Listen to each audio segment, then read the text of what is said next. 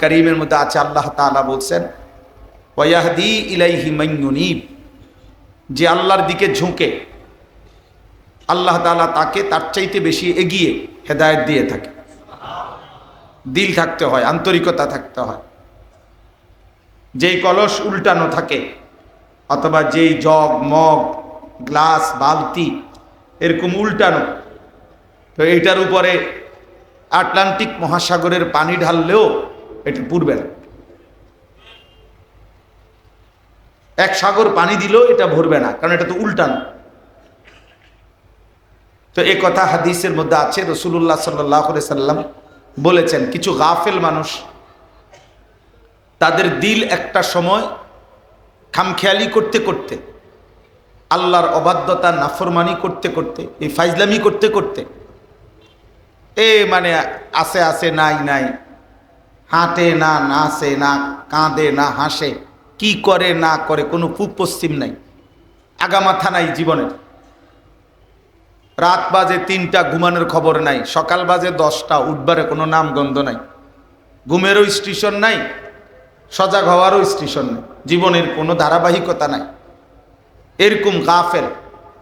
কিরে কি করো? এ বসে রয়েছি। এতক্ষণ কি করছো? ঘুরছি। হ্যাঁ, ভাল লাগতেছে না। কেন ভাল লাগতেছে কি জানি। অর্থাৎ জীবনের কোনো সৌন্দর্য নাই, ধারাবাহিকতা নাই, কাজের কোনো বন্টন নাই, বরং সব কিছুতেই গাফলত, খামখেয়ালি। আল্লাহ নবী সাল্লাল্লাহু আলাইহি সাল্লাম বলেন, এমন মানুষের দিল একটা সময় এমন হয় কাল কুজে মিরবাদান। এই শব্দের অর্থ হলো ওই কলসির মতো যা উল্টে ফেলা হয়েছে, উল্টানো হয়েছে, এই উল্টা কলস এর মতো হয়ে যায়, নবীজি সাল্লাল্লাহু আলাইহি সাল্লাম বলছে।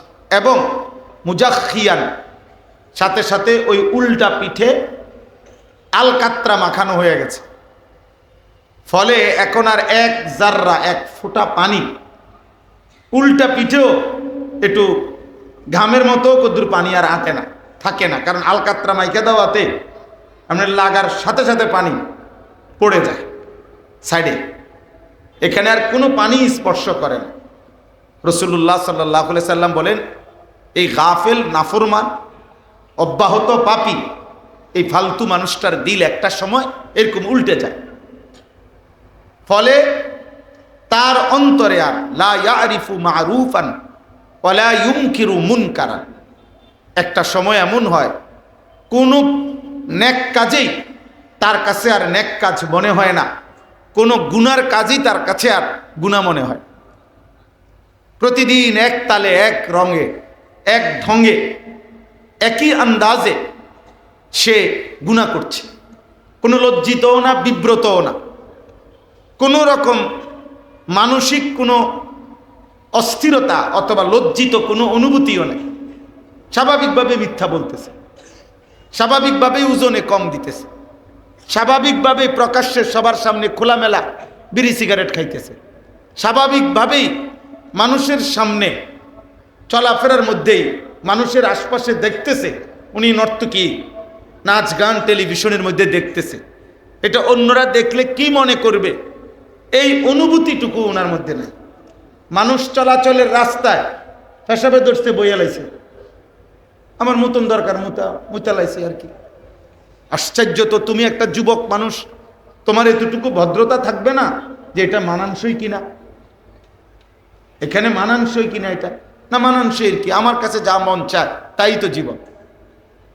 এই যে এরকম হওয়া, এরকম হয়, এটা আল্লাহ নবী সাল্লাল্লাহু আলাইহি সাল্লাম বলেন এটা হলো ওই কথার প্রমাণ যে তার দিল উল্টানো, যার ফলে ওই দিলে আল্লাহর কথা বললেই, ধাক্কা লাগলেই পড়ে যায়, আটকে না, দিলে ঢুকে না, দিলে ঢুকে না।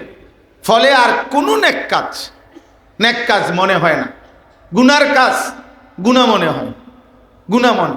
হাতে সিগারেট, আপনার চা বানাইতেছে, রঙিন টেলিভিশনে নর্তকী নাচতেছে, কর্মচারীরে অকথ্য গালিগালাজ করতেছে, এই হলো হের জিন্দেগি। তাহলে কোনটা পাপ, অপরাধ কিনা এগুলা? এই কথা ভাববার টাইমও তার নেই, ভাববার টাইমও নেই।